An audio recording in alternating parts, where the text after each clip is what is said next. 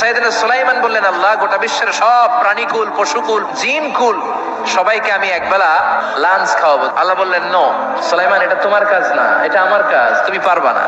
সাইয়েদনা সুলাইমান বললেন, আল্লাহ, let me try, আমার একটু চেষ্টা করতে দেন না। গোটা বিশ্বের বাদশা আমারে বানায় দিলেন।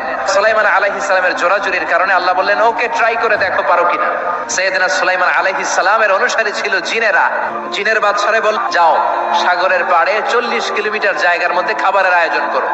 জিনের বাদশা বিশাল বিশাল ডেক পাতিল নিয়ে রান্না বান্নার কাজ শুরু করলো।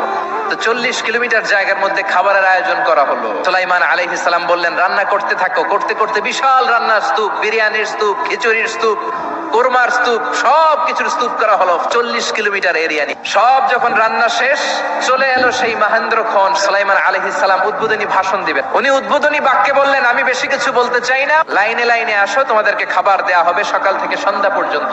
ইন দ্য মিন টাইম সাগরের ভেতর থেকে এক বিশাল আকৃতির তিমি মাছ করে ডেকে বলল, সুলাইমান, আমার পেটে প্রচন্ড ক্ষুধা। উনি ঘোষণা দিলেন, যাও এটারে খাবার দাও। জিনের বাদশা যে রোস্ট ঢুকায় দিছে। জিনের বাদশা খাবার দিতে লাগলো। 1 কিলোমিটার শেষ, 5 কিলোমিটার শেষ, 40 কিলোমিটার শেষ, এখনো তিমি মাছের মুখ হা করা আছে না নাই? সাইয়েদনা সুলাইমান সিজদায় পড়ে গেলেন, আল্লাহর ডেকে বললেন, মাবুদ রে, গোটা বিশ্বের সবাইকে খাওয়ানোর ক্ষমতা আমার নাই, রিজিকের মালিক একজন, তিনি কে? তিমি মাছ ডেকে বলে, ও সুলাইমান, প্রতিদিন রব্বুল আলামিন 3 লোকমা খাবার আমারে খাওয়ায়। তুমি যে 40 কিলোমিটারের সব খাবারগুলো আমার পেটের ভেতরে ঢুকিয়ে দিয়েছো সুলাইমান, আল্লাহর 3 লোকমা খাবারের 1 লোকমার সমানও হয় নাই। তো সাইয়েদনা সুলাইমান নববীতে জামাতের প্রথম কাতারে দাঁড়াতো পুরুষেরা, তারপর একটা সার্টিন গ্যাপ রেখে দাঁড়াতো নারীরা, তারপরে দাঁড়াতো হিজড়ারা, তারপরে দাঁড়াতো ছোট ছোট বাচ্চারা। তো বিশ্বনবী সবাইকে নিয়ে দাঁড়িয়ে নামাজ শুরু করেছেন, আল্লাহু আকবার। রুকু থেকে উঠে পড়েছেন, সামি আল্লাহু লিমান হামিদা। পেছন থেকে সাহাবারা ফিসফিস আওয়াজে পড়েছে, রব্বানা ওয়ালাকাল হামদ। একজন সাহাবা অতিরিক্ত আরো 4টা তাসবিহ বাড়িয়ে পড়েছে, হামদান কাসীরান তাইয়িবান মুবারাকান ফি।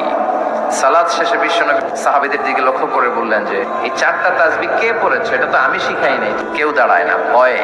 বিশ্বনবী অভয় দিলেন। একজন দাঁড়িয়ে বলল, ইয়া রাসূলুল্লাহ, আমি আল্লাহর তাসবিহ কম কম পড়লে আমার পোষায় না, আমার পড়তে মনে চাই বেশি বেশি, এজন্য আমি নিজ থেকে 4টা তাসবিহ বানিয়ে পড়েছি। বিশ্বনবী বললেন, ভয় পেও না, তোমার এই 4টা তাসবিহ